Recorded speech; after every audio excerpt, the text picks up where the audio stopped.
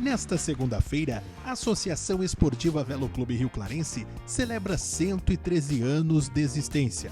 Um dos principais destaques do clube é o amor incondicional pelo rubro-verde.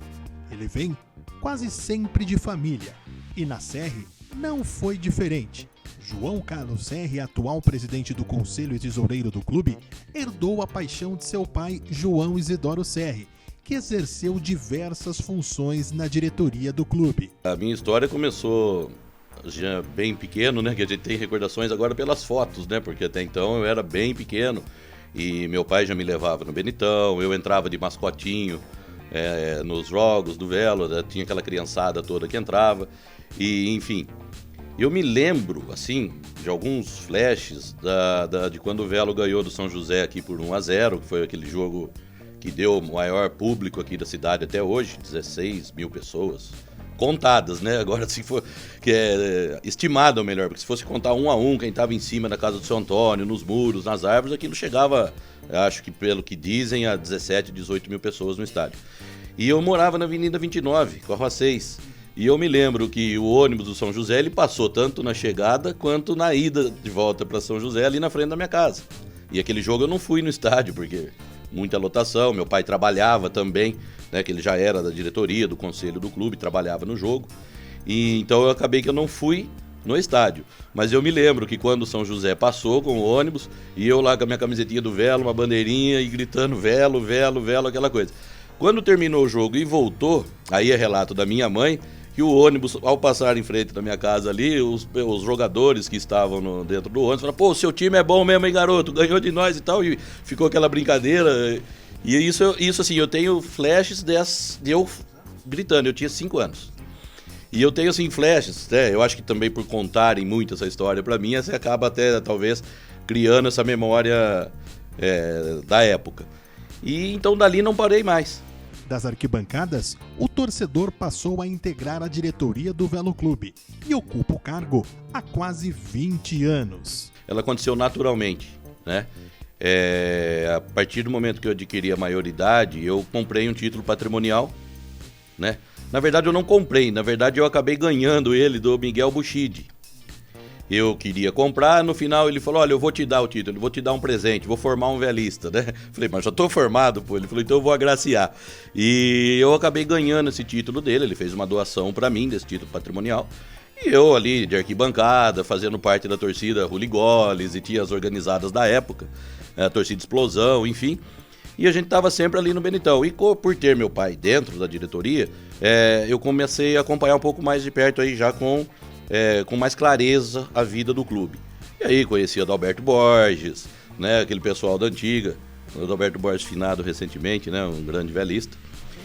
E surgiu à época um convite do Betinho para fazer parte do conselho, para começar a entrar na gestão do clube, e eu aceitei, entrei na chapa, a chapa foi vitoriosa, nessa minha primeira eleição teve 2 chapas, a nossa chapa. Hoje, Léo, agora, eu acho que foi em 2004, alguma coisa desse tipo, que eu comecei a entrar no conselho. E não me recordo mesmo a data com precisão. E aí comecei a acompanhar e ver com outros olhos o que a gente acha da arquibancada, que é um clube de futebol, ver a parte de dentro. E aí mudou totalmente a visão que eu tinha de como se faz futebol, de quanto se custa um futebol. Então, assim, foi essa trajetória que quando me convidaram, por eu ser patrimonial, né, ser sócio patrimonial, eu aceitei, a nossa chapa foi vitoriosa e aí eu não saí mais. E aí, naturalmente, por questões talvez de liderança ou de alguma coisa, meu nome foi cogitado a presidente do conselho, eu aceitei e venho tendo aí sucessivas reeleições. E em 2010, com a chegada do João Marcondelli, a gente tinha um pequeno contato por conta do Amador e tal. A gente se encontrou ali no Velo, a gente conversou bastante, e quando ele passou a assumir, aí ele começou a me tratar também como um gestor para ele ali do futebol. Então aí a gente vai acumulando esses cargos aí, né?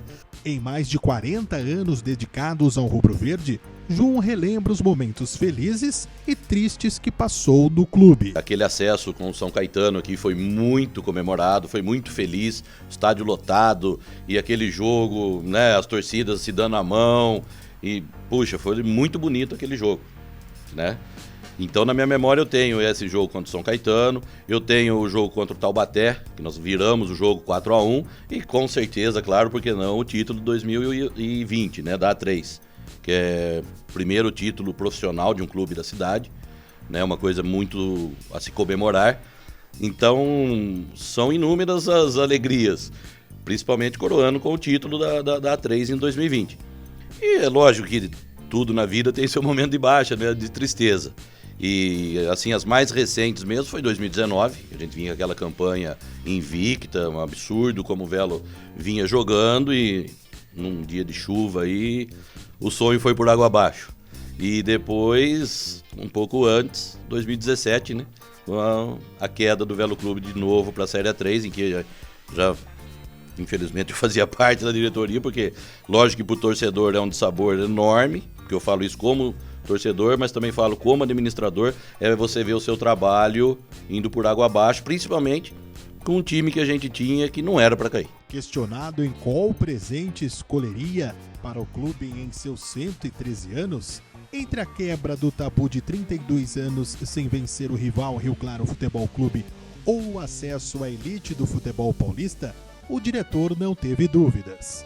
Quebra do tabu, ela é importante, tá? Ela é muito importante na vida do torcedor, na rivalidade e tudo, mas o acesso para sem dúvida nenhuma, é o principal objetivo e talvez seja aí o presente mais esperado, pelo menos pela diretoria e por muitos torcedores, é o Velo voltar à Série A1. Onde o Velo, dentro de uma Série A1, com a cota da federação, ele se torna autossustentável. Se você tiver uma cota de A1, com trabalho sério, pé no chão e o dinheiro investido no clube, no futebol, sem os escândalos que a gente ouve por aí, é totalmente viável um clube pequeno chegar na Série A1. Não é como muitos dizem, chega na 1, depois não se sustenta. Você pode cair, tá? Por N fatores, mas não por falta de dinheiro. Porque dá para se montar uma folha de pagamento de um time competitivo com o que vem de cota de televisão. Então, assim, um dinheiro bem trabalhado, investido somente no clube, é ilusão achar que não dá para se manter. Dá. Tanto é que temos provas de times como o Mirassol, o Ituano. Eram pequenos, chegaram lá, fizeram boa gestão e estão até hoje.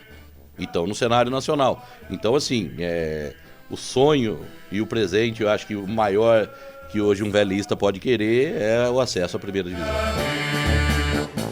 Vendo bonito, sua glória gravada na história, destino vibrante, salve a sua casa.